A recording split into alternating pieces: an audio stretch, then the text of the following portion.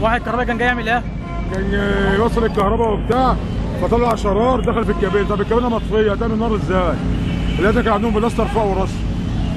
يعني هم كانوا بيرشوا حاجه؟ اكيد، ما زي ما كانت عندنا يا ابني. بتاعت مين الكبيره بتاعت اسمه ايه؟ العربي الغدواري نازل من المنصوره. في الدور الكام دي؟ ها؟ في الدور الكام؟ الدكتور الثالث. اللي دخلت جوه ما عادش اخش من النار اللي جوه. ايه ده يا ابني؟ طلع ما جت في الكابينه عندنا.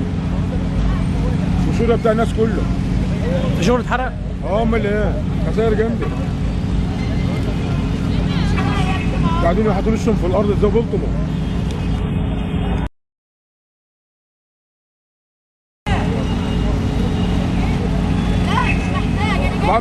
ما بجيبوش الرغاوي ليه؟ الطماطم عمرها ما تطفيها. هم بيطفوا بقى يا ابني ما بتطفيش. عشان لسه بتدخن هادي. شوف بتدخن اهي. الرغاوي هي اللي تعمل كل حاجه.